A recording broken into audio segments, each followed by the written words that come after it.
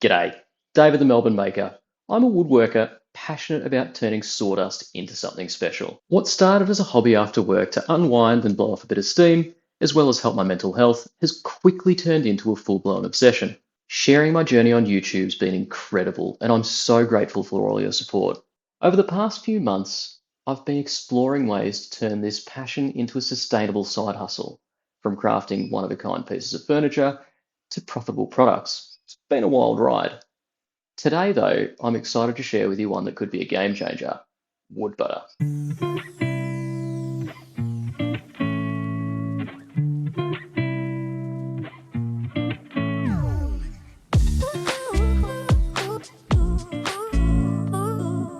Over the past month, I've been exploring ways to monetize this side hustle.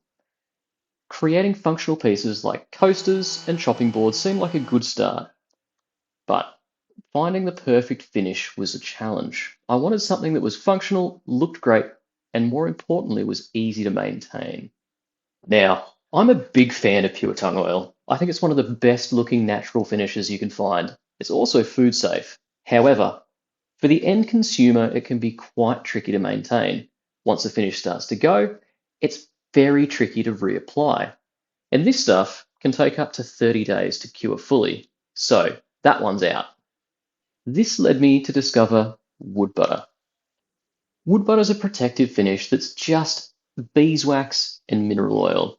Easy to apply, more importantly, easy to reapply, and 100% food safe. All kind of sounded too good to be true. Well, it kind of is. When I started to look at the cost of wood butter, for a tiny little tin, my jaw started to drop. So, after crunching some numbers, I realised two things.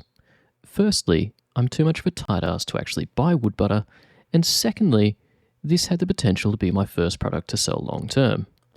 Not only would this save me some money, but I could also potentially make a profit. To streamline the process, I reached out to VEVOR, a company I've used before a few times. I bought the wheels for my workbench as well as the table saw, and I've also got a few other tools from VEVOR and always been super impressed by the quality for the price. Anyway, after reaching out, they kindly offered to send me the wax melting pot to make my life a little bit easier. Oh, bubble wrap. Fucking love bubble wrap. Bubble wrap's my favorite thing.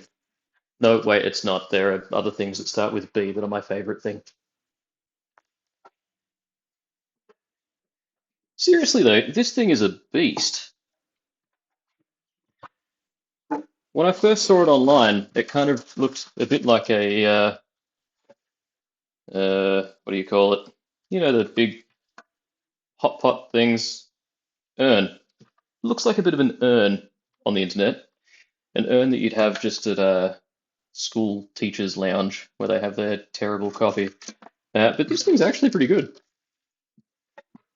Gonna be perfect for what we're doing today. Absolutely perfect. Huh, ripper. So yeah, I'm actually super impressed with this. It comes with a heap of stuff that we don't need, because it's obviously normally meant for making candles. So it comes with a heap of wicks and whatever these are for. I assume they're for stickers for putting the bottom of the wicks on, and all other random stuff, like whatever the hell this is for. Again, positioning the wicks in the middle, maybe? But yeah. All the random stuff doesn't really interest me that much. But the actual machine itself is going to save us a lot of effort. And most importantly, it's going to stop me ruining any more of Lauren's pots and pans. So yeah, VEVOR is now Lauren's favorite company. Let's talk ratios. Now, much to your surprise, I'm sure, the internet seems to disagree with what the best recipe for wood butter actually is. Now, I've played around and tested a bit and found that 4 parts oil to 1 part wax seems to work best for me. It creates a softer mix that seems to allow more of the oil to actually penetrate the wood, giving the perfect balance of protection and sheen. The actual process is as simple as gently melting the beeswax and slowly stirring in the oil. If you don't have a melting pot like this, you can fill a pot with water, then chuck your wax in another pot to act as a dual boiler. Just make sure you don't overheat it. I have no idea what the ignition temperature of this oil is, and I really don't want to find out. Hang on. The internet's telling me it's about 135 degrees. Natural beeswax shouldn't need to be above 70 degrees to melt, so we're plenty safe. It's important to not overheat the mixture though, as this can affect the final product. Now at this point, while you're busy using the link below to buy this melting pot, I'll give you the one thing I don't like about it. The tap on it isn't flush with the base of the inside of the reservoir, making it bloody impossible to drain it entirely. Other than that though, this thing's pretty brilliant. While it's still hot, pour the mixture into tins. These little black 100ml tins I'm using look professional and are perfect for storing the wood butter. It really is that simple. Just wear gloves, as eventually you'll realise that these tins are bloody hot.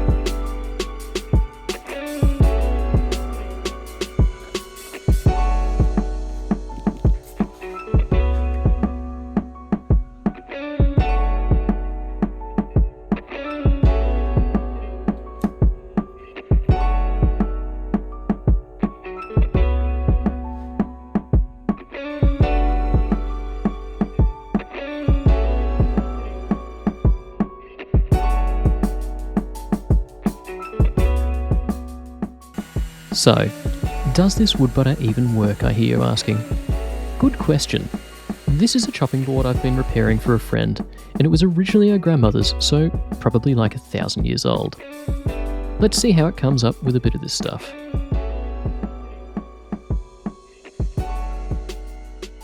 Application is super straightforward. Use a lint-free cloth to rub it on, let it sit for a few hours or overnight to let the oil penetrate, and then wipe off and buff with a soft cloth. You can then reapply whenever the wood starts to look a bit dry.